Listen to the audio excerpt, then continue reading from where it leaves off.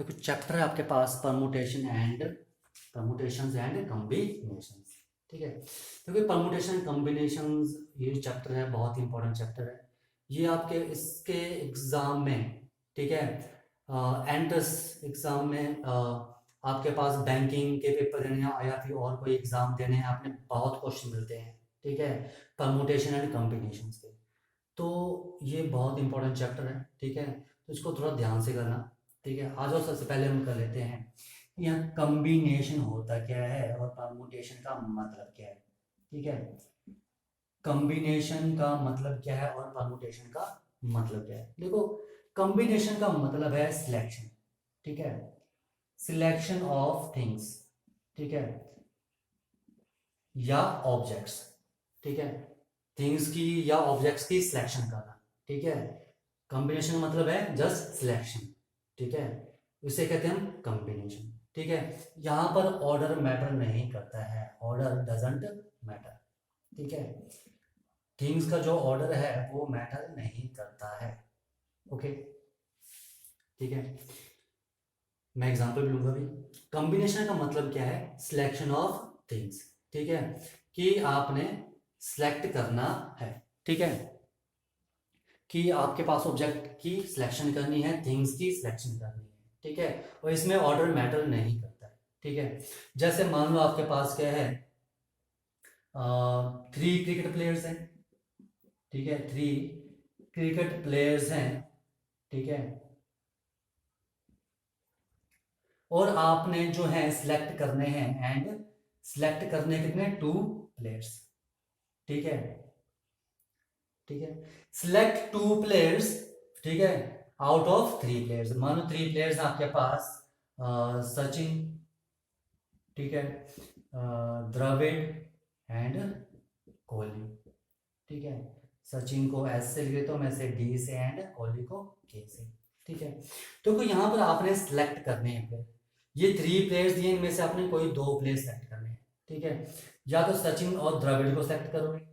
ठीक है, या तो सचिन और कोहली को सिलेक्ट करोगे, या द्रविड़ और कोहली को सिलेक्ट करोगे। ठीक है, देखो सचिन और द्रविड़ को, ऐसा तो नहीं है कि आप द्रविड़ और सचिन को भी सिलेक्ट कर सकते हैं। ठीक है, देखो यहाँ पर कॉम्बिनेशन मतलब सिलेक्शन। ठीक है, आपने सिलेक्ट करने हैं, सचिन को पहले सेलेक्ट करो, द्रविड़ को बाद में सेलेक्ट करो। ठीक है, या द्रविड़ को पहले करो, सचिन को बाद में करो, कोई फर्क नहीं पड़ता है। ठीक है, क्योंकि आपको जस्ट सिलेक्शन करनी है, यहाँ पर ऑर्डर मैटर नहीं करता है। ठीक है, सचिन द्रविड़ हो या द्रविड़ सचिन हो। ठीक है, सिलेक्शन मीन जस्ट आपने यहाँ पर सिलेक्शन ही करनी है। ठीक है, तो सचिन द्रविड़ लिया है तो द्रविड़ सचिन नहीं लोगे। ठीक है, तो मेरे पास यही पॉसिबल वेज है कि मैं सचिन द्रविड़ को ले सकता हूँ, सचिन कोहली को ले सकता हूँ, या द्रविड़ कोहली को ले सकता हूँ। ठीक है, इसमें सभी आ गए। ठीक है, तो ये मेरे पास क्या बन रहा है, कॉम्बिनेशन बन रहा है। एक कॉम्बिनेशन ये बन रहा है। ठीक है, ये भी जो ये क्या बन रहा है आपके पास, ये भी कॉम्बिनेशन बन रहा है। ठीक है, ये भी एक कॉम्बिनेशन बन रहा है।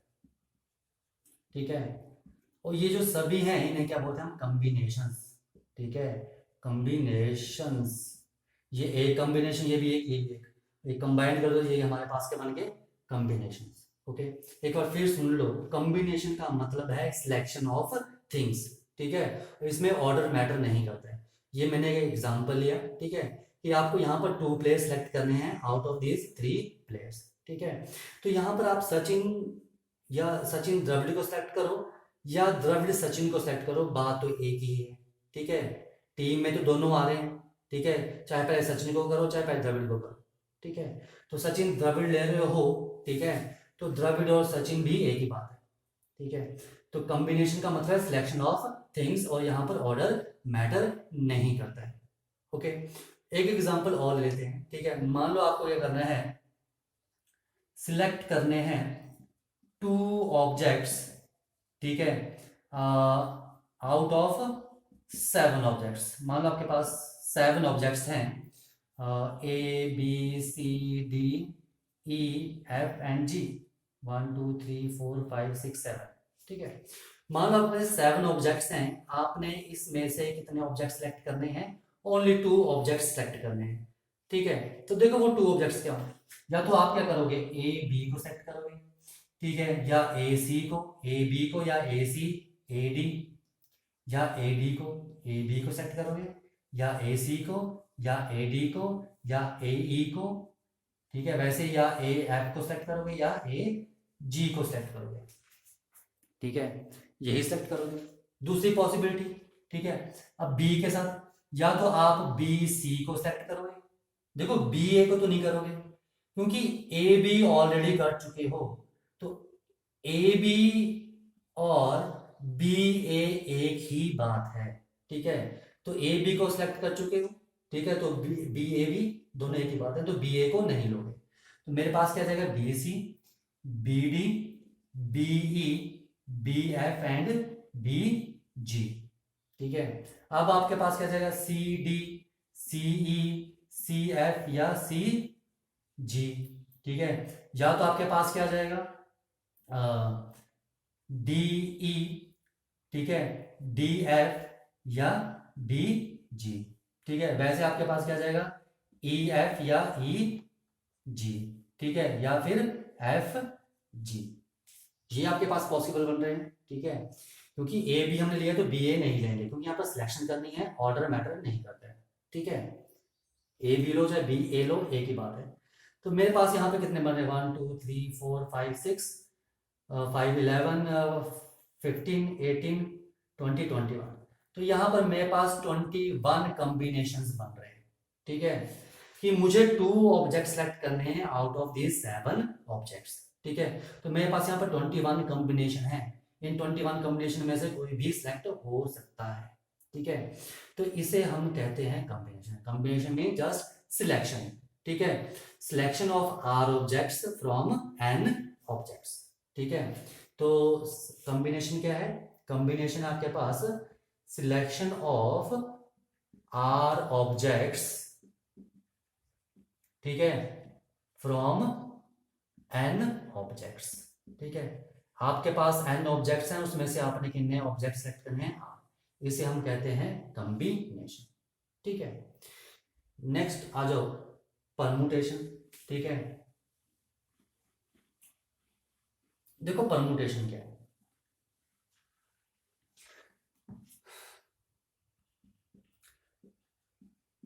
परमुटेशंस, ठीक है,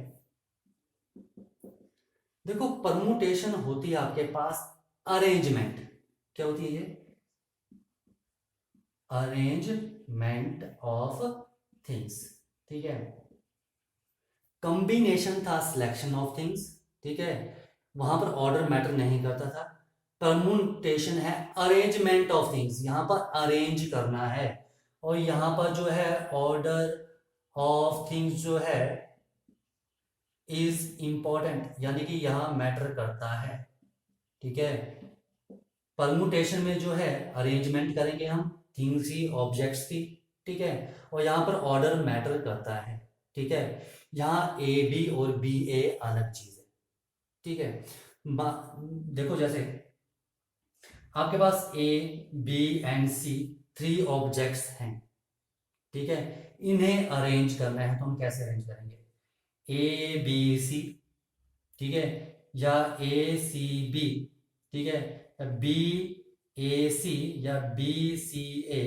सी ए बी, या सी बी, तो मेरे पास ये 6 अरेंजमेंट्स आएंगी, ठीक है, तो हम इन 6 वे से ए बी सी को अरेंज कर सकते हैं, अरेंजमेंट होती है परमुटेशन में, और यहाँ पर ऑर्डर मैटर करता है, यहाँ ए बी सी और ए सी बी एक बात नहीं है, ठीक है, यहाँ अलग अलग बातें हैं यहाँ पर, क्योंकि यहाँ पर हमारे पास क्या हो रहा है, अरेंजमेंट हो रही है, ना कि सिलेक्शन, ठीक है, ओके, तो परमुटेशन का मतलब अरेंजमेंट ऑफ थिंग्स, और यहाँ पर जो है ऑर्डर मैटर करता है, ओके, तो ये आपने ध्यान रखना है, एक बार मैं फिर बोल दूं, कॉम्बिनेशन का मतलब है, कॉम्बिनेशन का मतलब है आपके पास सिलेक्शन, ठीक है, कि आपने क्या करना है, सिलेक्शन करनी है, और ऑर्डर जो है डजंट मैटर, यहां पर ऑर्डर जो है मैटर नहीं करता है, ठीक है,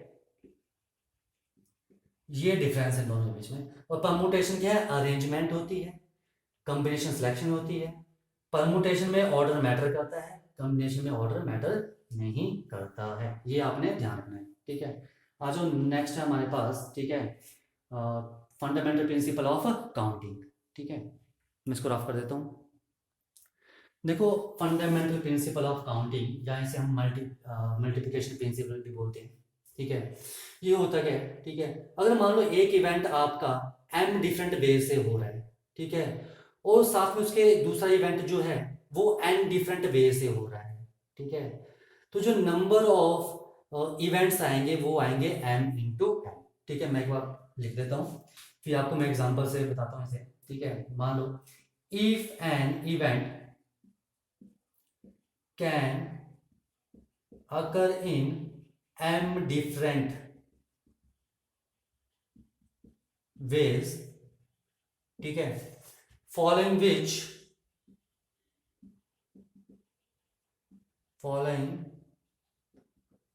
which another event can occur in n different ways, ठीक है। पहला इवेंट m डिफरेंट वे से हो रहा है, दूसरा इवेंट n डिफरेंट वे से हो रहा है, ठीक है। Then the total number of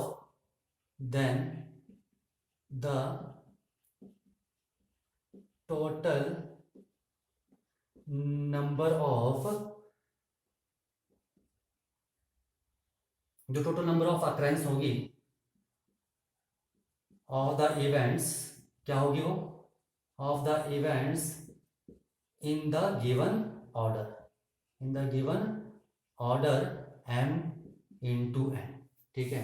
फिर सुन लो, आपके पास कोई इवेंट है वो m डिफरेंट वे से अकर हो रहा है और उसके साथ दूसरा इवेंट जो है फॉलो कर रहा है वो n डिफरेंट वे से, ये m डिफरेंट वे से, ये n डिफरेंट वे से अकर हो रहा है, ठीक है।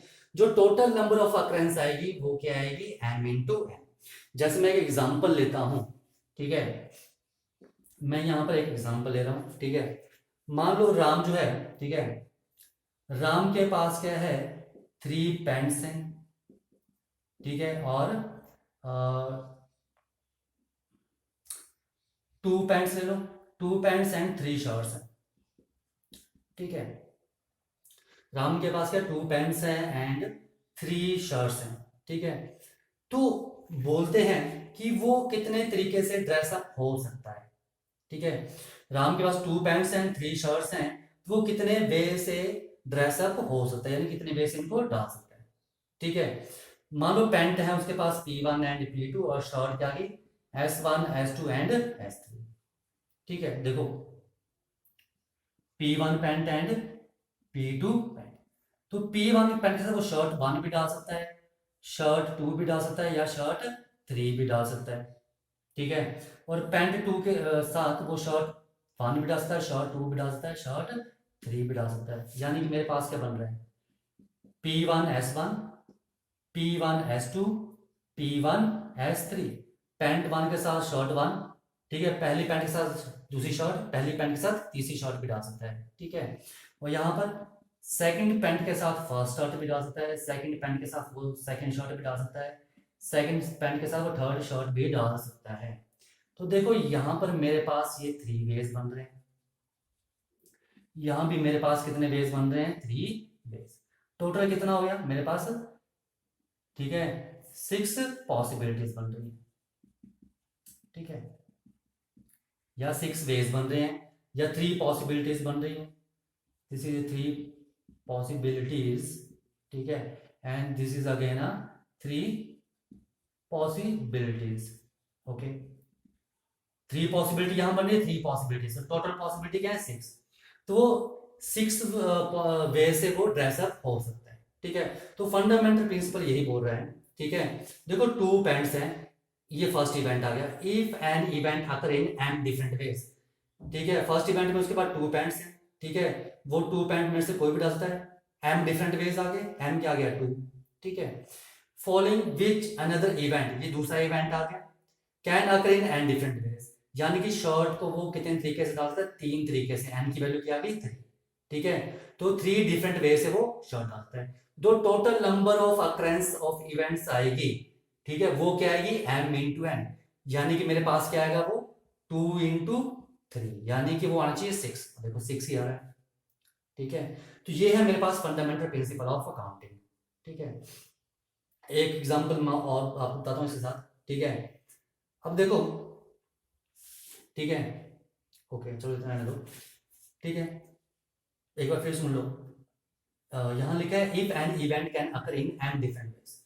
ठीक है, ये फर्स्ट इवेंट है जो डिफरेंट वेज हो रहा है। कितने तरीके से? 2 तरीके से। एन की वैल्यू आ गई 2 डिफरेंट वेज। ठीक है, फॉलोइंग विच अनदर इवेंट, ये दूसरा इवेंट हो रहा है। ठीक है, जो एन डिफरेंट वेज हो रहा है, यानी कि यहाँ पर कितनी शर्ट्स हैं? 3। तो 3 डिफरेंट शर्ट्स हैं। सेम है, 3 डिफरेंट शर्ट्स हैं। ठीक है, तो बोलते हो कितने तरीके से ड्रेसअप होता है, तो वो बोलते हैं एम इंटू एन। ये है आपके पास फंडामेंटल प्रिंसिपल। ठीक है, ये किया हमने, पॉसिबिलिटीज बनाई। ठीक है, लेकिन फंडामेंटल प्रिंसिपल बोलता है कि आप डायरेक्ट मल्टीप्लाई कर दो और लिख दो। ठीक है, ये इसकी एक्सप्लेनेशन थी। ओके, अब आ जाओ, अगर मेरे पास एक चीज और हो, जैसे, ठीक है, कि इसमें आपके पास मैं एक चीज और जोड़ देता हूं कि मेरे पास अब मान लो एक इवेंट और हो रहा है साथ में। ठीक है, ये हो गया कि फर्स्ट इवेंट हुआ वो एन डिफरेंट वे से, जो following which another event can occur in an different ways. ठीक है, अब मेरे पास एक इवेंट और है फॉलोइंग। ठीक है, following which a third event, which a third event, ठीक है, can occur in P different ways. ठीक है, अब मान लो 3 इवेंट हो रहे हैं, पी डिफरेंट वेज, एग्जांपल भी लूंगा मैं। ठीक है, तो मेरे पास टोटल अक्रेंस क्या हो जाएगी? टोटल अक्रेंस, ठीक है, is equal to M into N into P. ठीक है, अब देखो ये जो राम है, मान लो, ठीक है, इसके पास 2 pant C P1 and P2। ठीक है, और शर्ट इसने वेयर करनी थी, कौन सी डालनी थी शर्ट? 3 शर्ट्स थी इसके पास। ठीक है, ये शर्ट्स आ गई, ये पैंट्स आ गई। ठीक है, और इसके पास अब उसे 2 टाइज भी हैं। ठीक है, T1 एंड T2। अब ये भी डालनी है, तो बोलते हैं वो कितने तरीके से ड्रेस हो सकता है। 2 पैंट हैं, 3 शर्ट्स हैं, 2 टाई हैं, तो वो कितने वे से ड्रेस हो सकता है? 2 पैंट्स हैं, 3 शर्ट्स हैं एंड 2 टाई। ठीक है, मल्टीप्लाई कर दो, कितने तरीके से हो सकता है? 12 वे से वो, ठीक है, 12 पॉसिबिलिटीज हैं कि वो 12 वे से ड्रेसअप हो सकता है। ठीक है, मैं यहाँ पे इसके एक्सप्लेन भी कर देता हूँ आपको। देखो P1 पैंट, ठीक है, P1 पैंट के साथ क्या डाल सकता है? वो शर्ट 1, शर्ट 2 या शर्ट 3 डाल सकता है। अब शर्ट 1 के साथ वो T1 टाई या T2 टाई डाल सकता है। यहाँ भी T1 या T2 टाई डाल सकता है, यहाँ भी T1 टाई या T2 टाई डाल सकता है। ठीक है, वैसे ही पैंट जो उसकी सेकंड पैंट है उसके साथ शर्ट 1, शर्ट 2 या शर्ट 3 डाल सकता है, और इनके साथ T1 टाई या T2 टाई। ठीक है, T1 टाई या T2 डाल सकता है, T1 या T2 टाई डाल सकता है। अब देखो यहां से क्या है, पैंट 1, शर्ट 1, टाई 1, यहां से पैंट 1, शर्ट 1, टाई 2, यहां से पैंट 1, शर्ट 2, टाई 1, यहां से पैंट 1, शर्ट 2, टाई 2। ठीक है, यहां से क्या रहा है? Pant 1, shirt 3, tie 1 and pant 1, shirt 3, tie 2। यानी कि कितनी पॉसिबिलिटीज बन रही है? 1 2 3 4 5 6, यानी कि 6 पॉसिबिलिटीज बन रही है। ठीक है, वैसे यहां पर बन जाएंगी pant 2, shirt 1, tie 1, pant 2, shirt 1, tie 2 and pant 2, shirt 2, tie 1, pant 2, shirt 2 और tie 2 and this is pant 2, shirt 3, tie 1 and pant 2, shirt 3 and tie 2। तो यहां भी मेरे पास कितनी पॉसिबिलिटीज बन रही हैं? 6 पॉसिबिलिटीज बन रही हैं। ठीक है, टोटल कितनी बन गई मेरे पास? 12 पॉसिबिलिटीज बन रही है। ठीक है, तो फंडामेंटल प्रिंसिपल यही बोल रहा है कि आपको इतना लेंथी करने की जरूरत नहीं है। ठीक है, आप डायरेक्ट लिख दोगे। ठीक है, कि अगर उसे 2 पैंट्स हैं, 3 शर्ट्स हैं और 2 टाइज हैं, तो कितने तरीके से ड्रेस अप हो सकता है वो? m into n into P, यानी कि 12 वे से, सेम ही तो आ रहा है। ठीक है, तो इसको टाइम बचाने के लिए आपको ये चीज बताइए।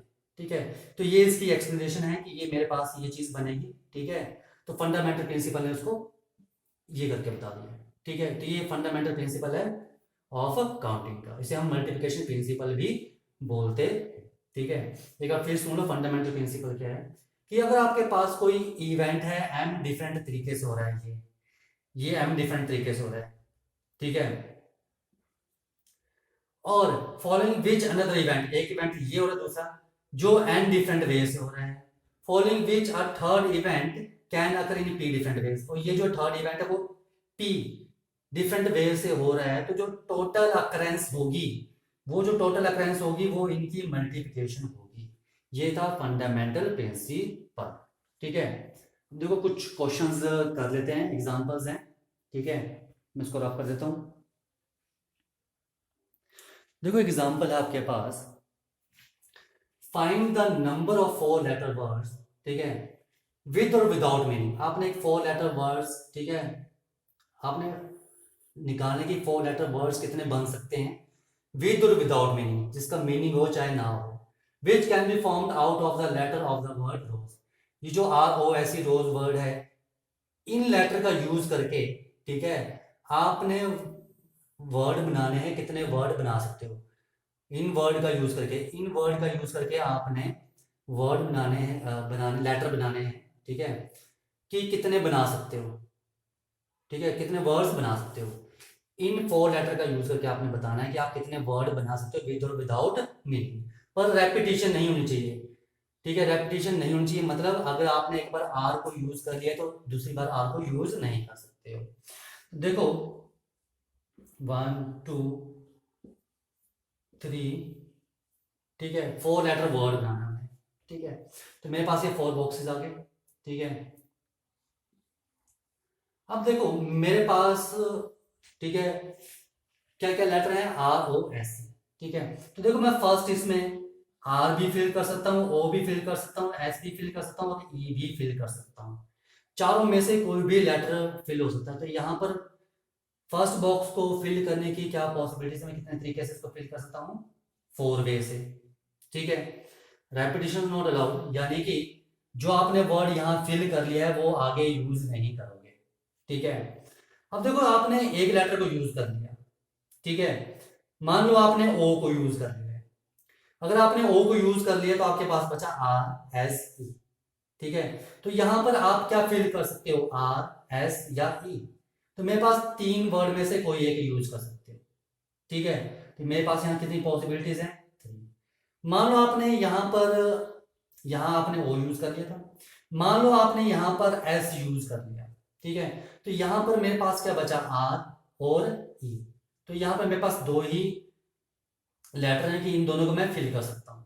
तो इन दोनों में से मान लो आपने आर को फिल कर लिया, तो इन 2 लेटर को फिल करने की क्या पॉसिबिलिटीज है, आर या तो ई, यानी कि 2 तरीके से हम इसको फिल कर सकते हैं। मान लो आपने आर फिल कर लिया, मेरे पास क्या बचा ई, तो मेरे पास एक लेटर है तो इसे हम एक ही तरीके से फिल कर सकते हैं। ठीक है, एक बार फिर सुन लो। देखो मेरे पास यहाँ पर, ठीक है, सभी बॉक्स खाली थे, तो फर्स्ट वर्ड को मैं, ठीक है, फर्स्ट यहाँ पर मैं कोई भी लेटर लिख सकता हूँ, चारों में से 4 लेटर में से कोई भी एक लेटर लिख सकता हूँ। तो मान लो मैंने अगर ओ लिख लिया, तो ओ अगर मैंने लिख लिया है यहाँ पर, ठीक है, ठीक है, आर ओ एस ई, ठीक है, आर ओ एस ई, ठीक है, आर ओ एस ई। ठीक है, देखो मैंने यहां पर क्या लिखा, ओ लिख लिया। ठीक है, अगर मैंने यहां ओ लिख लिया तो यहां पर ओ नहीं होगा। तो 3 लेटर हैं, कितने तरीके से फिल कर सकता हूँ, 3 वे से। ठीक है, अगर मैंने यहां पर, ठीक है, यहां पर मान लो मैंने एस लिख लिया, एस लिख लिया, तो ना तो ओ आएगा ना तो एस आएगा, क्योंकि ओ भी यूज कर चुका हूं मैं, एस भी यूज कर चुका हूं। तो आर या ई आएगा, तो ये 2 वे से फिल होगा। और लास्ट में मेरे पास आर भी यूज कर चुका हूँ, ओ भी कर चुका हूँ, एस भी यूज कर चुका हूँ, तो मेरे पास ओनली ई बचा, तो इसे मैं एक ही तरीके से फिल कर सकता हूँ। ठीक है, तो मेरे पास यहाँ क्या जाएगा, number of ways which the 4 place जी, ठीक है, कैन बी फिल्ड, ठीक है, by the multiplication principle. By the multiplication principle क्या आ जाएगा, 4 × 3 × 2 × 1 विच इज इक्वल टू 24, ठीक है। तो रिक्वायर्ड नंबर ऑफ वर्ड्स कितने आ जाएंगे, required number of words is equal to 24, ठीक है। तो इन बॉक्सेस को मैं कितने तरीके से फिल कर सकता था, बाय मल्टीप्लिकेशन प्रिंसिपल या फंडामेंटल प्रिंसिपल, ठीक है, 4 × 3 × 2 × 1 वे से, ठीक है। ओके, आज और एग्जांपल कर लेते हैं। देखो एग्जांपल आपके पास, given 4 flags of different colours, 4 flags हैं डिफरेंट डिफरेंट कलर्स के, ठीक है। How many different signal can be generated, आप कितने डिफरेंट सिग्नल जनरेट कर सकते हो if a signal requires the use of 2 flags on below the other, ठीक है, ठीक है। देखो ये आपने सिग्नल देना है, ये एक फ्लैग यहां पर दोगे, दूसरा फ्लैग यहां पर दोगे, ठीक है, ठीक है, ऑन बिलो द अदर, ठीक है। तो आपने सिग्नल देने के लिए कितने फ्लैग यूज करने हैं, 2 फ्लैग यहां पर आपने यूज करने हैं। तो बोल रहे हैं ऐसे आप कितने डिफरेंट सिग्नल बना सकते हो। देखो ये एक वीकेंड प्लेस ही है, एक वीकेंड प्लेस ही है, ठीक है, 4 डिफरेंट है, ठीक है। देखो जो फर्स्ट प्लेस है, ये जो है, this is first place and this is second vacant place, ठीक है। देखो फर्स्ट वीकेंड प्लेस जो है कैन बी फिल बाय, ठीक है, मेरे पास 4 डिफरेंट कलर के फ्लैग हैं, ठीक है, मेरे को 2 फ्लैग यूज करने सीख करने के लिए, ठीक है। तो देखो यार मेरे पास 4 फ्लैग हैं, तो मैं फर्स्ट इसमें ठीक है, कौन सा फ्लैग यूज करूं, ठीक है, 4 फ्लैग है तो मैं कोई भी यूज कर सकता हूं। इसका मतलब फर्स्ट को कितने तरीके से फिल कर सकता हूं, 4 वे से फिल कर सकता हूं, 4 फ्लैग में से कोई भी एक फ्लैग है। तो first vacant place can be fill by 4 ways, ठीक है। और ये जो सेकंड है, तो सेकंड वीकेंड प्लेस, ये जो सेकंड वीकेंड प्लेस है कैन बी फिल बाय, देखो एक लिखा है डिफरेंट कलर के फ्लैग हैं और कितने डिफरेंट सिग्नल आप जनरेट कर सकते हो, ठीक है। तो एक आपने फ्लैग यूज करी तो आपके पास कितने फ्लैग बचे, 3। तो यहां पर आप 3 में से कोई भी एक फ्लैग यूज कर सकते हो। तो second vacant place can be fill by 3 way से, हम इसे कितने वे से कर सकते हैं, 3 वे से यूज कर सकते हैं। तो बाय मल्टीप्लिकेशन प्रिंसिपल, ठीक है, मल्टीप्लिकेशन प्रिंसिपल बोलो या फंडामेंटल प्रिंसिपल बोलो, ठीक है। द रिक्वायर्ड, ये जो आपसे पूछा था, ठीक है, the required number of signals, तो रिक्वायर्ड नंबर ऑफ सिग्नल्स कितने हो जाएंगे आपके पास, 4 × 3, 4 × 3 विच इज इक्वल टू 12। ये सोल्यूशन था। लिखा था ना कि आपने क्या करना है, 4 डिफरेंट कलर के फ्लैग्स दिए हैं, ठीक है, और आपको जो सिग्नल देना है वो 2 फ्लैग को यूज करके देना है, एक के नीचे दूसरा, ठीक है। तो देखो आप ये जो फर्स्ट वीकेंड प्लेस और सेकंड वीकेंड प्लेस को फिल करना है, तो फर्स्ट वीकेंड प्लेस में आप कोई भी कलर ले सकते थे, 4 कलर में से कोई भी ले सकते हो, ठीक है। तो मेरे पास यहाँ पर 4 ऑप्शन थी इसको फिल करने के लिए, ठीक है। अब यहाँ पर मैंने मान लो एक फ्लैग यूज कर लिया, तो मेरे पास कितनी ऑप्शन बची सेकंड प्लेस को फिल करने के लिए, ओनली 3 ऑप्शंस बची। तो उनमें 3 ऑप्शन में से कोई भी एक ऑप्शन यहाँ पर फिल कर सकता हूँ, यानी कि उन 3 फ्लैग जो मेरे पास बचे उनमें से कोई भी एक फ्लैग यूज कर सकता हूँ। यानी कि ये कितने तरीके से फिल हो सकता है, 3 वे से फिल हो सकता है, आएगा तो एक ही फ्लैग, लेकिन कितने वे से फिल हो सकता है, 3 वे से। ये जो हम अंदर लिख रहे हैं ये आता है कि नंबर ऑफ वेज, कितने नंबर ऑफ वे से फिल कर रहे हैं, ठीक है। तो सेकंड कितने से होगा, 3 से। तो मल्टीप्लिकेशन प्रिंसिपल के अकॉर्डिंग क्या जाएगा आपके पास, मल्टीप्लिकेशन प्रिंसिपल के अकॉर्डिंग जो नंबर ऑफ सिग्नल होंगे वो कितने आएंगे, 12। तो यहां पर हम 12 डिफरेंट सिग्नल जनरेट कर सकते हैं, ठीक है। ओके, आ जाओ और एग्जांपल कर लेते हैं। देखो नेक्स्ट क्वेश्चन आपके पास कि how many 2 digits even number can be formed from the digits 1 2 3 4 5 if the digits can be repeated.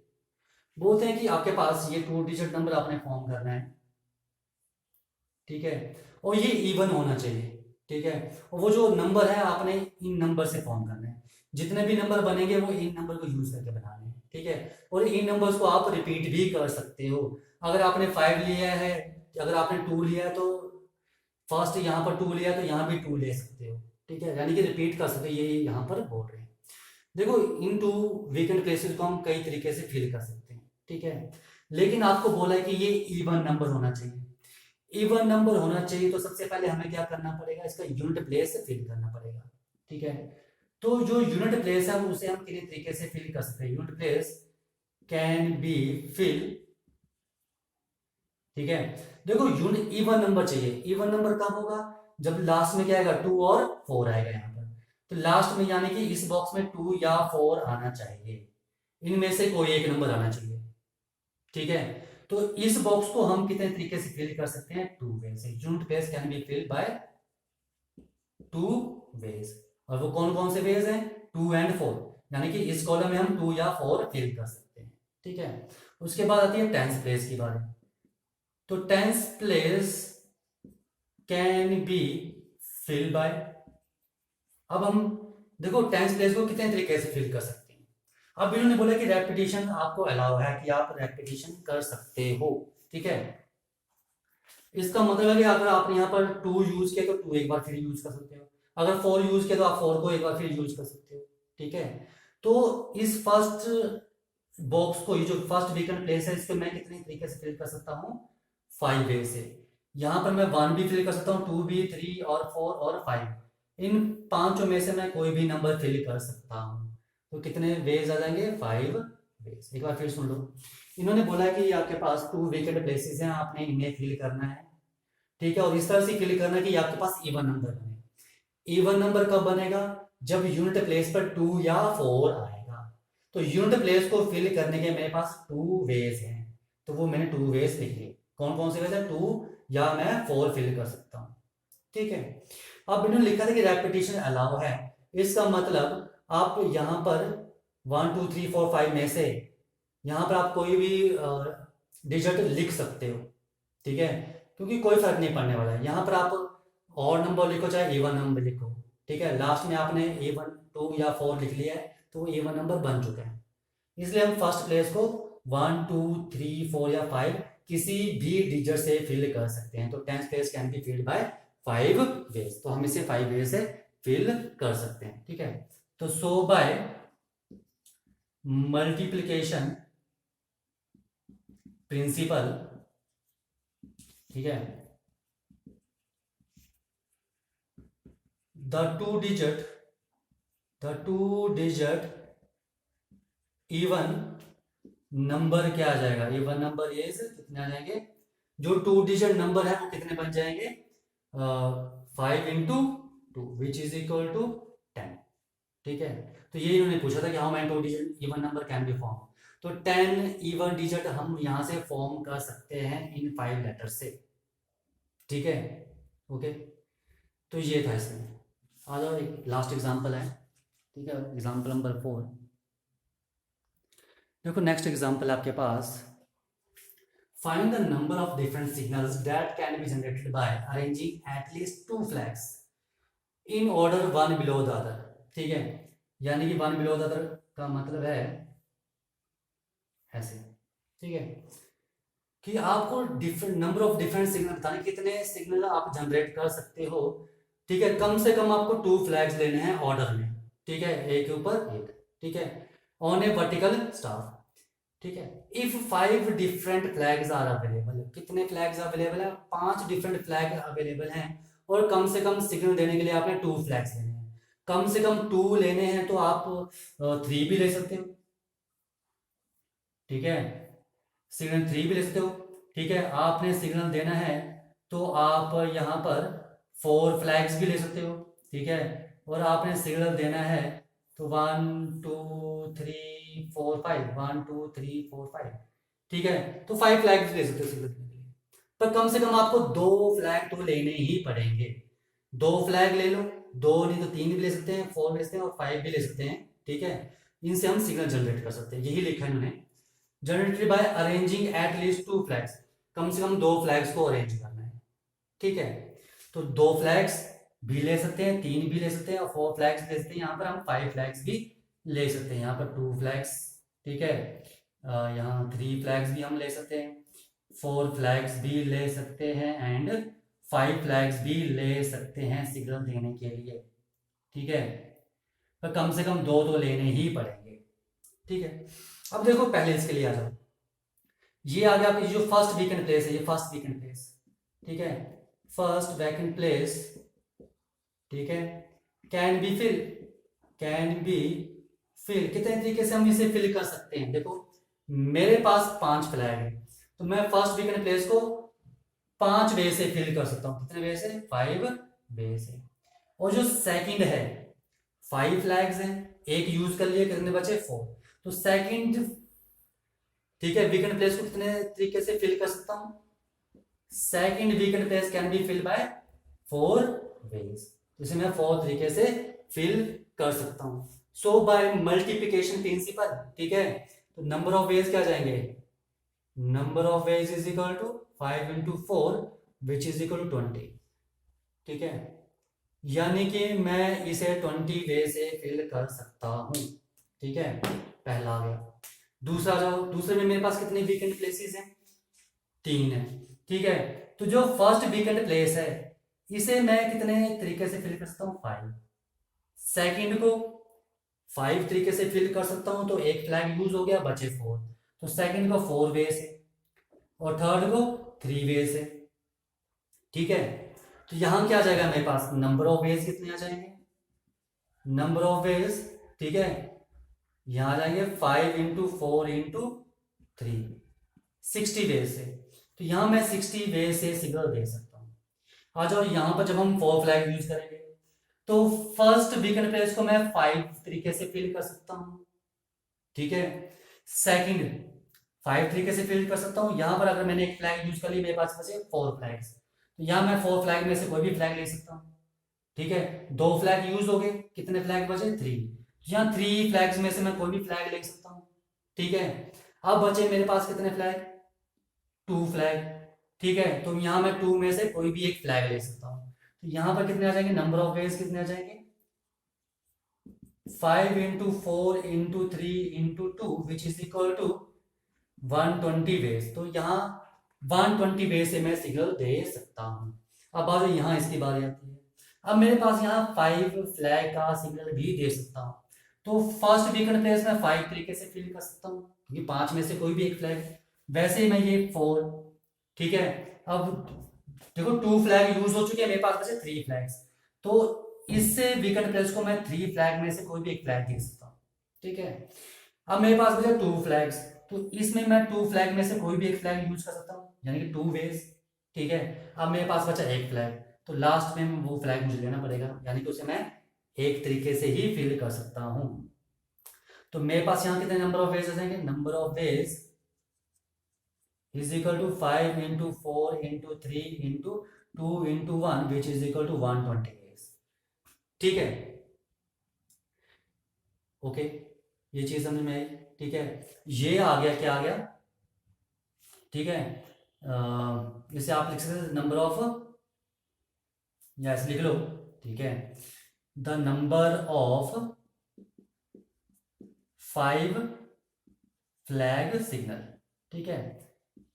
Number of 5 flag signal, ये क्या आ जाएगा आपके पास? नंबर ऑफ 4 फ्लैग सिग्नल, ठीक है, ये 4 फ्लैग सिग्नल आ गया। And this is number of 3